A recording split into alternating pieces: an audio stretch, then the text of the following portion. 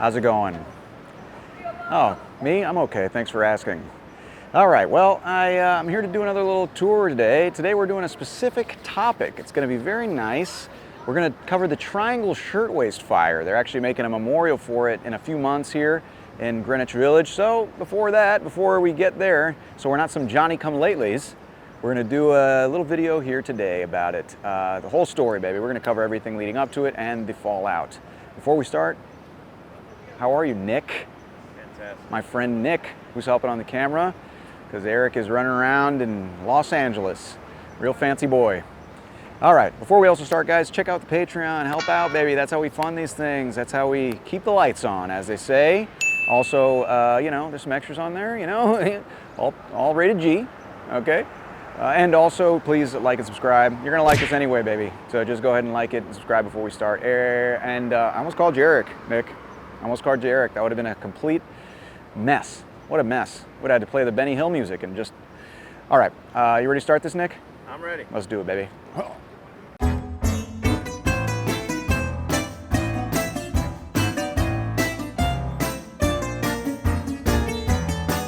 All right, so where do we start? Let's start with the people involved. There's a very important date, March 13th, 1881. That is the day that Tsar Alexander II in Russia was blown to bits by a bomb. Yeah.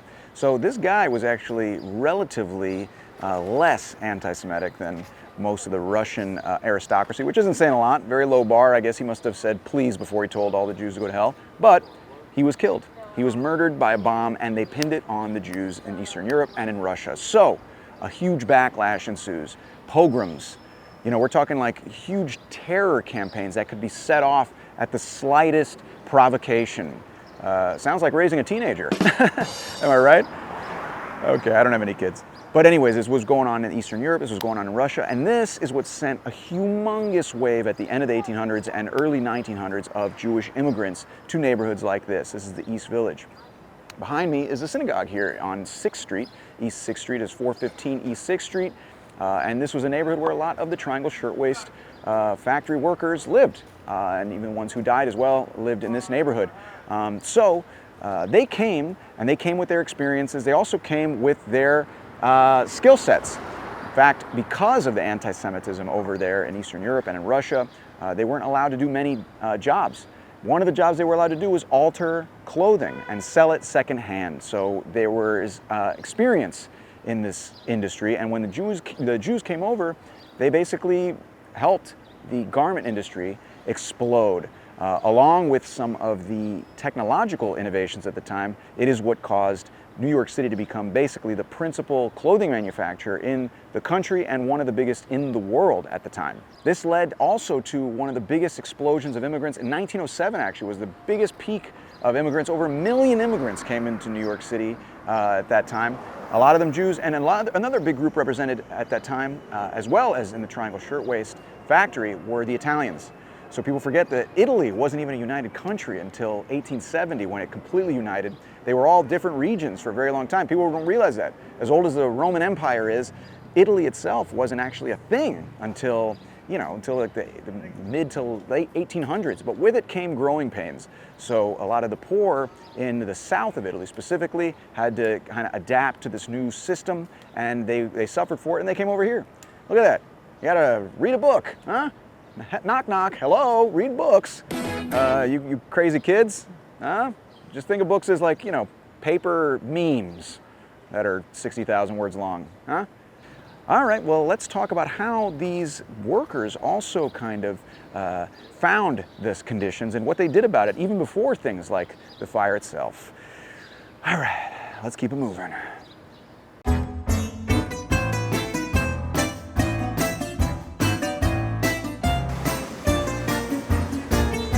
Going. Anyways, the Jewish immigrant women here were no strangers to fighting for their rights. They'd just come from Eastern Europe and Russia. They were used to the anti-Semitism and used to being outsiders, and they knew that they had to basically speak up. So they were known as Firebrands. And Firebrand just means rabble rouser. It's an actual real word. It's not like a Gen Z clothing label or something. And that's what they were. So it wasn't the first time in 1911 during the Triangle Shirtwaist Fire where bad things had happened. There was a reason the word sweatshop existed. Sweating meant basically squeezing every ounce of work and productivity out of a person that you could on a work day, meaning longer hours, worse pay, and that was why it was called a sweatshop. I always thought that was just called a regular corporation. Please don't bury my video in the algorithm, Google. So this building here was a honors college that was started by a man named Peter Cooper. It's here in the East Village. And in 1909, this was the setting of a very important strike. November 22nd, 1909, a bunch of different garment workers met here in the Great Hall where they had tons of lectures. In fact, Abraham Lincoln spoke here in 1960, right before JFK. No, in 1860, right before he ran for president. So they're used to hosting big events. So in November 22nd, 1909, Samuel Gompers, lots of people were down there speaking, trying to think of what to do. There had been a huge walkout because of all the conditions and things, including the Triangle Shirtwaist Factory, and they were all meeting here. So they were all down there listening to people talk and kind of tiptoe around the issues, and Clara Lemlich went up to the stage and grabbed the mic and got everyone really riled up. I'm sure she said something like, "Hey everybody, how's everybody feeling tonight, huh?" But she actually got people so riled up that they actually called for the strike. She said, "No, we got to strike, man." There was a really great saying at the time that said, "Starve to win, you'll starve anyhow." And I thought that was pretty cool. I would have gone with something like, "Waste not, want not." Waste, W-A-I-S-T, like waist, Triangle Shirtwaist. That's a good slogan. So it all happened here, began here. It lasted for months. It really got the attention of lots of people, and people like the owners of Triangle Shirtwaist Factory were hiring thugs and people to beat the crap out of the strikers. They would hire prostitutes to walk basically the scabs and the replacement workers to their job while beating up the people holding picket signs. It was pretty messed up. Max Blank and Isaac Harris were part of that, and they were the owners of the Triangle Shirtwaist Factory. And this was a big turning point in union agitation, union strikes, all those kinds of things, and especially with the women garment workers in the neighborhood. It began such a big thing that people like the J.P. Morgan's daughter, one of the Vanderbilts joined on. That's how you know the poor people have it really bad when people that rich and that basically dependent on your labor are saying, yeah, things are pretty bad. The strike eventually ended, and a lot of the different factories got some rights and things like that, some concessions, but the issues were still kind of overhanging, including at the Triangle Shirtwaist Factory, where they'd made a few small concessions, but not everything, obviously, and we'll talk about that at the next stop, the big stop. Nick, are you ready to go to the next place? I can't wait. I'm sure you can. Let's do it.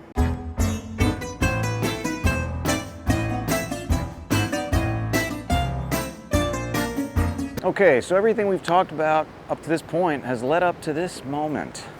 I'm at 29 Washington Place. This was the site of the Ash Building. Today is the Brown Building. It's owned by NYU, but this was the site of the Triangle Shirtwaist Factory. This was the largest shirtwaist factory in the city. Well, I know it's covered in scaffolding too. Sorry, I couldn't convince the city to take it down so you guys get a better look. And just so you know, the 4 months before the actual Triangle Shirtwaist Fire, there was actually a fire in Newark, New Jersey that killed 25 people in a factory there as well. So shirtwaists were kind of becoming a popular thing around the turn of the century because of the Industrial Revolution, right? So women were working, they were out and about more. It was a more practical kind of piece of clothing. It was super popular. It was everywhere in all the magazines and everything.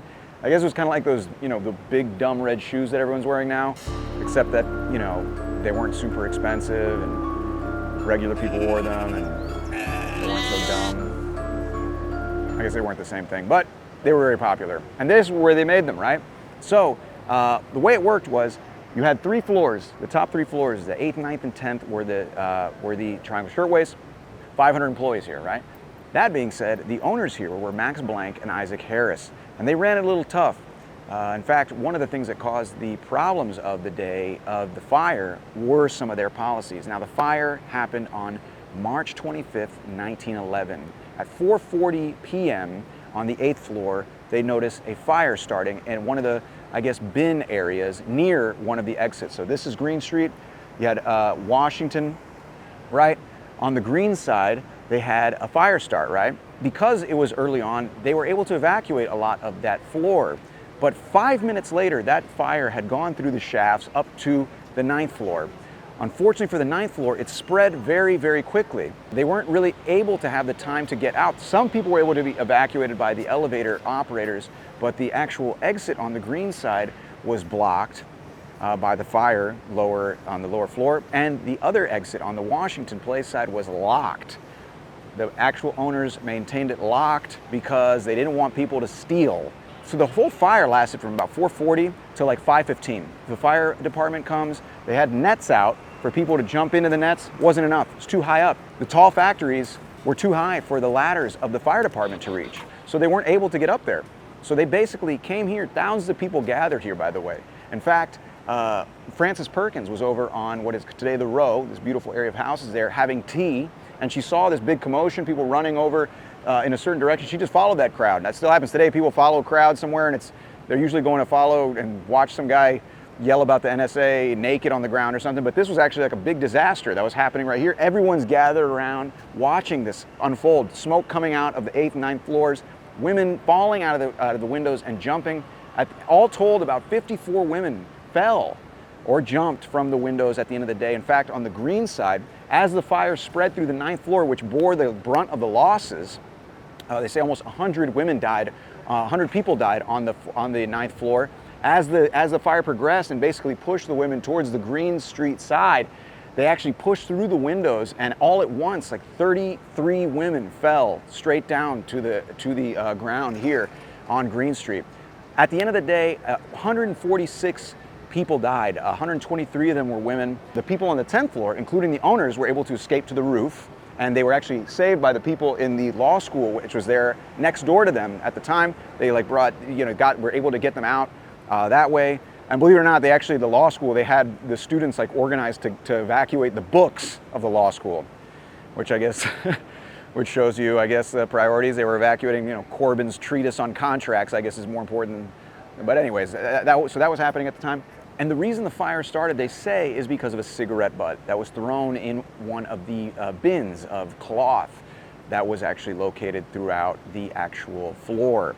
In fact, they say the cutters were the ones who liked to smoke a lot because you weren't allowed to smoke, but the cutters were more indispensable as employees, so they felt like they were above the law and they smoked a little more often, and they say that's how it started. Smoking cigarettes, throwing it into the bin. One more reason we all should be required to vape. Hello, it's cool. No, I'm just kidding, don't vape. And another thing too is the elevator operators were actually able to save, they say, about 150 people by going up and down until they were no longer able to make the trip. One of the elevators wasn't able to make the trip because too many bodies had fallen on top of the elevator through the elevator shaft. 19 women had fallen through the elevator shaft at the end of the day. So this all happened in like the span of 30 minutes. Crazy, all of the destruction. They had actually gotten the fire under control by 5:15 p.m.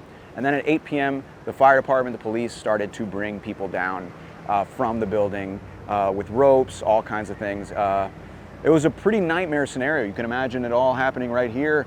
The building itself actually was fireproof, but the inside of the actual factory was not. So that's the story of the Triangle Shirtwaist Fire. Sorry for the damper, but it's a very important story, and not just New York history, but American history. And I'm going to talk about that as we talk about the fallout. Nick, you can wipe those tears, man. I know you're struggling there, but we gotta bounce back. We're gonna go to the next stop. What do you think? All right, somehow I'll press on. I know you will. I know you will.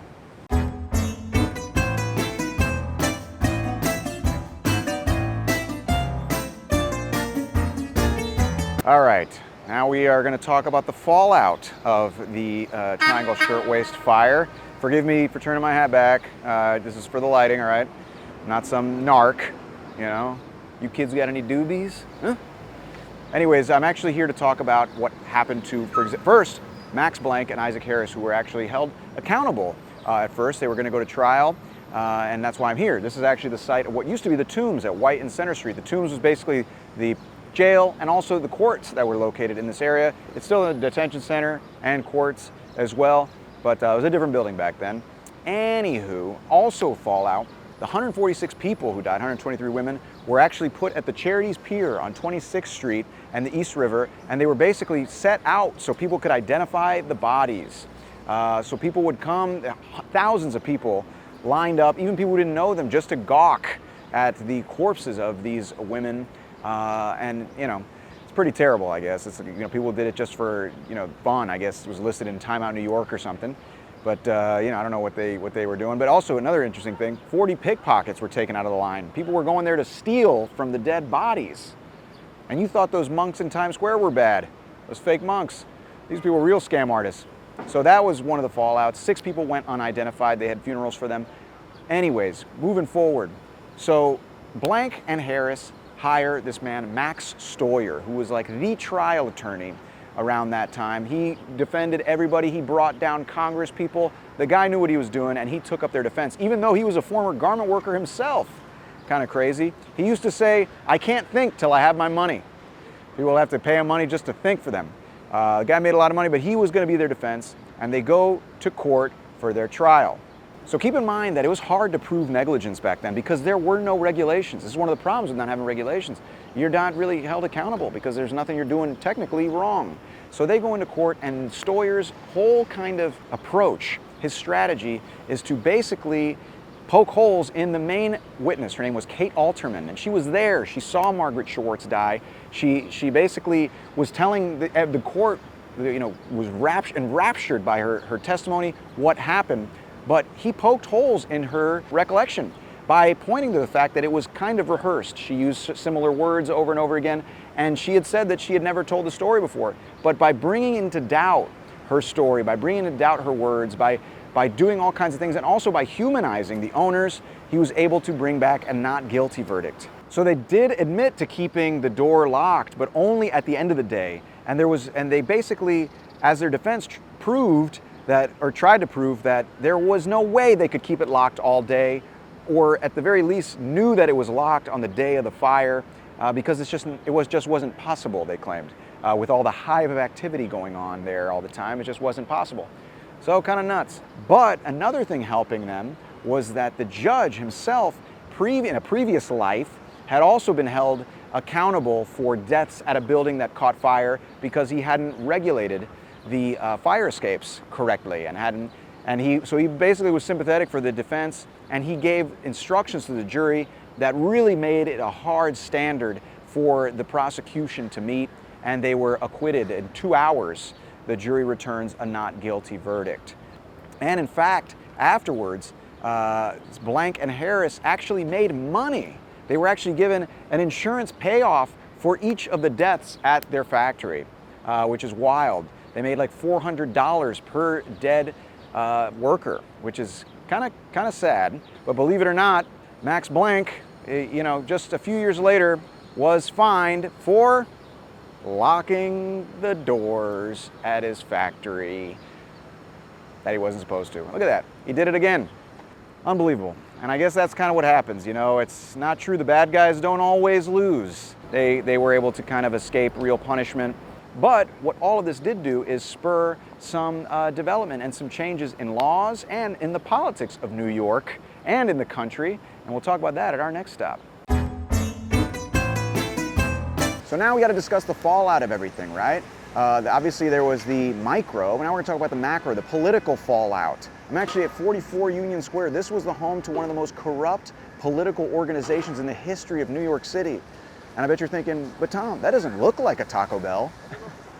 Well, it's not. It actually was the home to Tammany Hall. It was built in the late 1920s, and Tammany Hall was basically this organization for immigrants that would basically give them jobs, help them find jobs, give them turkeys at Thanksgiving, all that stuff, all in return for their vote. So they basically corralled all these votes, and using those votes, that political power, they were able to put people in office that liked them, and gave them stuff back, contracts, etc. And they made a lot of money that way. If you ever heard of the name William Boss Tweed, that was here. That was Tammany Hall. Pretty interesting. Today, it was a New York Film Academy for a while. If you don't know the New York Film Academy, that's one of those places where you can act in a short film where the director is also the caterer, the editor, picks you up on his bicycle. Anyways, actually, after the Triangle Shirtwaist Fire, this man Charles Murphy, who once said most of the problems in the world could be avoided if men open their minds instead of their mouths. It's pretty cool. I have that on a bumper sticker next to my Coexist bumper sticker. But he actually shifted the thinking of Tammany Hall after the Triangle Shirtwaist Fire and the fallout to be more liberal. Just in fact, in 1909, before the fire, they were the ones fighting against shortening the work week, against a lot of labor laws. And in 1913, they passed tons and tons of labor laws. Their guys in the state assembly and state senate, etc. People like Al Smith, who eventually became the governor of New York and ran for president and lost to Hoover in 1928, which was pretty embarrassing because he got destroyed, but he did help build the Empire State Building. Oh, look at that, pretty cool. But those kind of Tammany guys helped push a new liberal agenda for Tammany Hall and for the Democratic Party. And in fact, kind of shifted liberal politics to this kind of urban liberalism that kind of got rid of socialism and found a more centrist approach, but basically defined urban liberalism for the rest of the 20th century, all because of, well, partly because of the Triangle Shirtwaist Fire. They actually sided with, suffrage, women's suffrage, all these different things that before they hadn't sided with. Pretty interesting, huh? What do you think of that, Nick? Pretty cool. Thanks. Also politically, people like Frances Perkins had an interesting career. In fact, under FDR later on, she became the first cabinet secretary that was a female in United States history. Isn't that pretty impressive? Only took 160 years. To wrap it up in a nice little bow, as they say in the biz, in 1943, Tammany Hall sold this building to the International Ladies Garment Workers Union. Wow. Isn't it ironic? Don't you think? A little too ironic. And yeah, I really do think. Right, Nick? That's right. Who sings that? Alanis Morissette. Okay. Yeah, we're old.